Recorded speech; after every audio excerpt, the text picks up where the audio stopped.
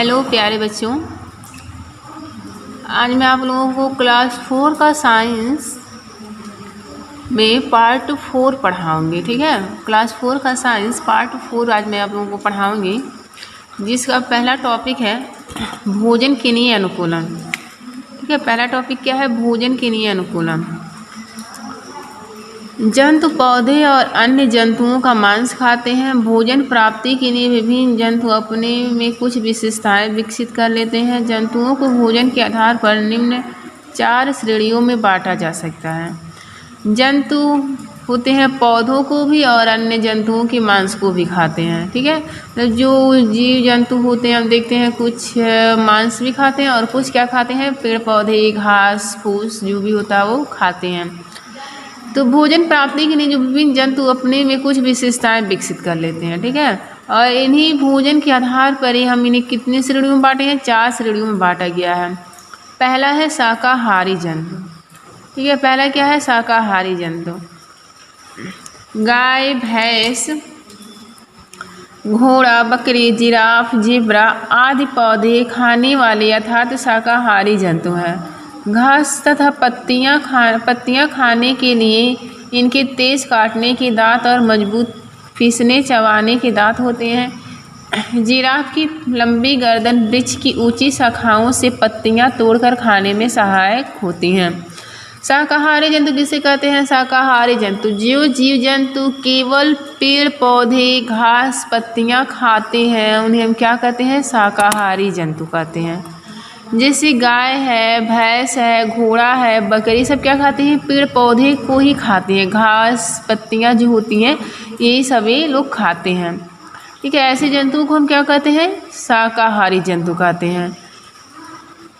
घास तथा पत्तियां खाने के लिए इनकी तेज काटने के दांत और मजबूत पीसने चबाने के दांत होते हैं। जो इनके दांत होते हैं वो तेज होते हैं, जिसकी सहायता से क्या करते हैं? पत्तियों को काटते हैं और उसे चबा कर खाते हैं। जिराफ की लंबी गर्दन वृक्ष की ऊंची शाखाओं से पत्तियां तोड़कर खाने में सहायता करती है। जो जिराफ होता है उसकी उसकी गर्दन क्या होती है? लंबी होती है। वह अपनी गर्दन का प्रयोग करके पत्तियों को तोड़ने में क्या करता है? सहायता करता है। अर्थात शाकाहारी जंतु किसे कहते हैं? जो जीव जंतु अपने भोजन में केवल पेड़ पौधे, पत्तियां, घास फूस का प्रयोग करते हैं, ऐसे जंतुओं को हम क्या कहते हैं? शाकाहारी जंतु कहते हैं। ऐसे जंतुओं को हम क्या कहते हैं? शाकाहारी जंतु कहते हैं। अब है मांसाहारी जंतु। ठीक है, मांसाहारी जंतु। मांस खाने वाले जंतु मांसाहारी जंतु कहलाते हैं। शेर, चीता, कुत्ता, बिल्ली और गिद्ध आदि सभी मांसाहारी जंतु हैं। यह मजबूत मांसल शरीर वाले और पूर्व विकसित दांत और पंजों वाले होते हैं।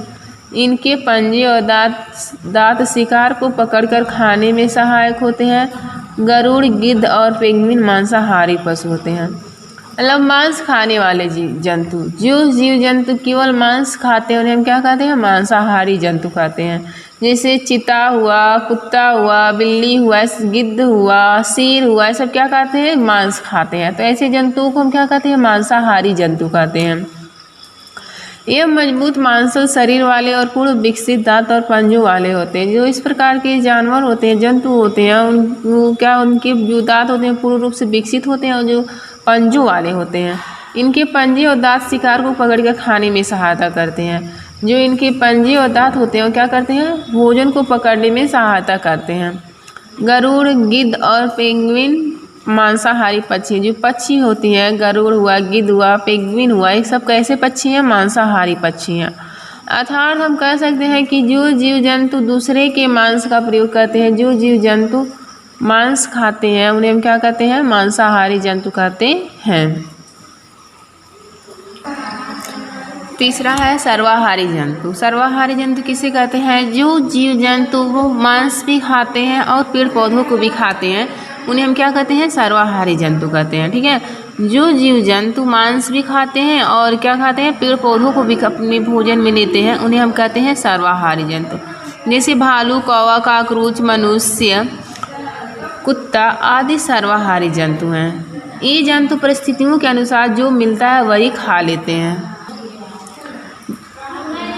वही खा लेते हैं। ठीक है, इन जंतुओं के मुंह एवं दांतों की बनावट पौधों और मांस दोनों के भोजन के लिए अनुकूल होता है। ठीक है, जो जीव जंतु पौधों को भी खाते हैं, मांस का भी प्रयोग करते हैं, ऐसे जीव जंतुओं को हम क्या कहते हैं? सर्वाहारी जंतु कहते हैं। जैसे भालू, कौवा, काकरोच, मनुष्य, कुत्ता आदि, ये सब क्या है? सर्वाहारी जंतु। मनुष्य भी क्या है? सर्वाहारी जंतु है। अब आपका है परजीवी जंतु। ठीक है, परजीवी जंतु। कुछ जंतु भोजन और आश्रय के लिए एक दूसरे जंतुओं के शरीर पर निर्भर होते हैं। मच्छर, जोंक, फीताक्रीम, खटमल, पेट में रहने वाले कीड़े आदि परजीवी जंतु हैं। फीताकृमि मनुष्य की आंत में रहता है, जबकि खटमल शरीर के बाहर चिपक कर अपने चूसकों से रस चूसते हैं। जो कुछ जीव जंतु होते हैं, क्या होते हैं? कुछ जंतु भोजन और आश्रय के लिए एक दूसरे के शरीर पर निर्भर रहते हैं। ठीक है, मतलब कुछ जीव जंतु होते हैं, क्या होते हैं? अपने भोजन के लिए एक दूसरे के शरीर पर निर्भर होते हैं। ऐसे जीवों को हम क्या कहते हैं? परजीवी। परजीवी नाम से स्पष्ट हो रहा है, परजीवी, पर प्लस जीवी। पर मीन्स दूसरा, जीवी मीन्स जंतु। मतलब जो जीव जंतु दूसरे के शरीर पर अपने भोजन के लिए निर्भर होते हैं, उन्हें हम क्या कहते हैं? परजीवी जंतु कहते हैं। जैसे मच्छर हुआ, मच्छर भी दूसरे के शरीर पे ही निर्भर होता है।